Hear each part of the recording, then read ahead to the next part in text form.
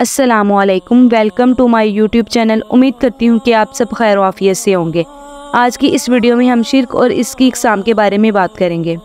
جو شخص عقیدہ توحید پر ایمان نہیں رکھتا وہ شرک کا ارتکاب کرتا ہے۔ عقیدہ توحید کا انکار شرک ہے۔ شرک کے لفظی معنی حصہ دار اور سانجھے پن کے ہیں۔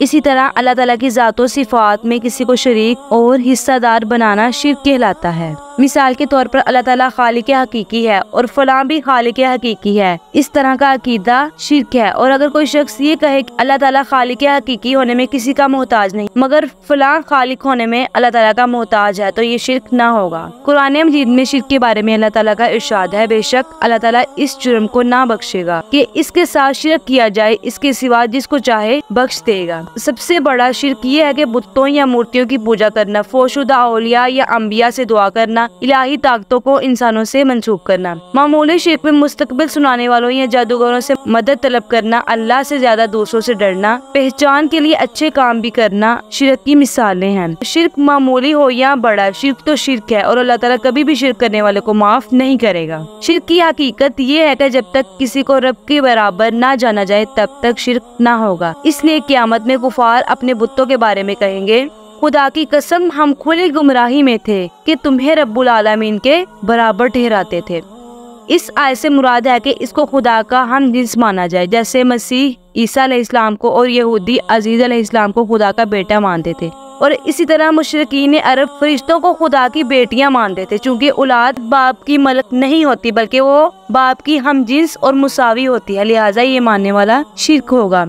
شرک کی 3 اقسام ہیں۔ نمبر 1 ذات میں شرک، نمبر 2 الوہیت میں شرک، نمبر 3 صفات میں شرک۔ ذات میں شرک، ذات میں شرک سے مراد ہے کہ کسی کو اللہ تعالیٰ کا ہمسر اور برابر سمجھنا، یا اللہ تعالیٰ کو کسی کی اولاد سمجھنا، یا کسی کو اللہ تعالیٰ کی اولاد سمجھنا، یعنی اللہ تعالیٰ کی ذات کے سوا کسی اور کو ماننا یا کسی کو اللہ تعالیٰ کی بیٹی یا بیٹا ماننا اللہ تعالیٰ کی ذات میں شرک کہلاتا ہے۔ قرآن مجید میں سورہ اخلاص میں اللہ تعالیٰ کا ارشاد ہے، لم یلد ولم یولد، ترجمہ نہ وہ کسی کا باپ ہے اور نہ وہ کسی کا بیٹا ہے۔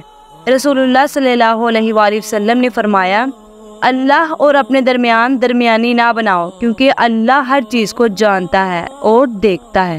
صحیح بخاری۔ الوہیت میں شرک، اللہ تعالیٰ کی ذات کے علاوہ کسی اور کو عبادت کے لائق سمجھنا یا اللہ تعالیٰ کے ساتھ کسی اور کو عبادت میں شریک کرنا الوہیت میں شرک کرنا کہلاتا ہے۔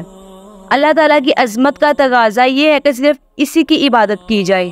اللہ تعالیٰ نے قرآن مجید میں سورۃ بنی اسرائیل میں ارشاد فرمایا کہ تم اس کے سوا کسی کی عبادت نہ کرو کیونکہ اللہ کو چھوڑ کر کسی اور کی عبادت کرنا شرک ہے۔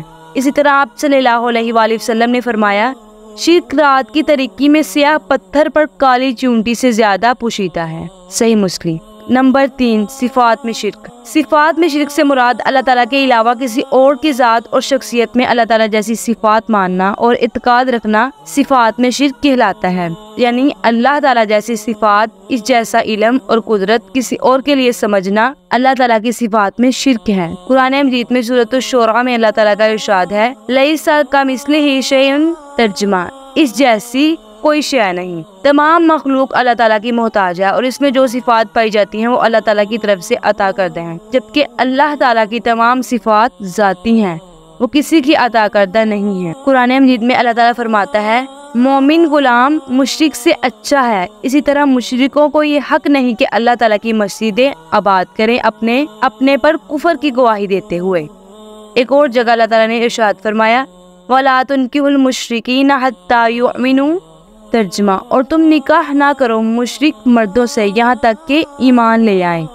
ان آیات میں شرک سے مراد ہر کفر ہے، کیونکہ کوئی بھی کفر بخشش کے لائق نہیں اور کسی کافر مرد سے مومنہ عورت کا نکاح جائز نہیں، اور ہر مومن ہر کافر سے بہتر ہے، خواہ مشرک ہو جیسے ہندو یا کوئی اور فارسی مجوسی وغیرہ۔ رسول اللہ صلی اللہ علیہ وآلہ وسلم نے فرمایا، اپنے باپوں کی قسم نہ کھاؤ، نہ اپنی ماؤں کی، نہ بتوں کی، نہ مسیح ابن مریم کی، قسم صرف اللہ کی کھاؤ اگر تم سچے مومن ہو۔ صحیح بخاری۔ شرک کرنے کے بہت سے نقصانات ہیں جن میں سے چند نقصانات مندرجہ ذیل ہیں۔ نمبر 1 ابدی لعنت، شرک کرنے والا جہنم کی طرف لے جایا جاتا ہے اور اللہ کی رحمت سے نا امیدی پاتا ہے۔ نمبر 2 نیک اعمال کا باطل ہونا، شرک تمام نیکیوں کو باطل کر دیتا ہے اور انہیں بیکار کر دیتا ہے۔ نمبر 3 اللہ کا غضب، شرک اللہ کی ناراضگی کا باعث بنتا ہے۔ نمبر 4، توحید کا نقصان، شرک ایمان کی بنیاد کو تباہ کر دیتا ہے۔ نمبر 5، گمراہی، شرک گمراہی اور سیدھے راستے سے بھٹکنے کا باعث بنتا ہے۔ نمبر 6، کردار کی تباہی، شرک انسان کے کردار اور اخلاق کو بگاڑ دیتا ہے۔ دنیاوی نقصانات، شرک دنیاوی زندگی میں نقصانات کا باعث بنتا ہے، جیسے خاندانی مسائل، صحت کے مسائل اور مالی مشکلات وغیرہ۔ نمبر 8، اختلافات اور تصادم، شرک لوگوں میں تفرقہ اور تصادم کا سبب بن سکتا ہے۔ نمبر 9، اللہ کی نشانیوں کو نظر انداز کرنا، شرک اللہ کی نشانیوں اور آیات کو نظر انداز کرنے کا باعث بنتا ہے۔ نمبر 10، روحانی تاریکی، شرک روحانی تاریکی اور جہالت لاتا ہے۔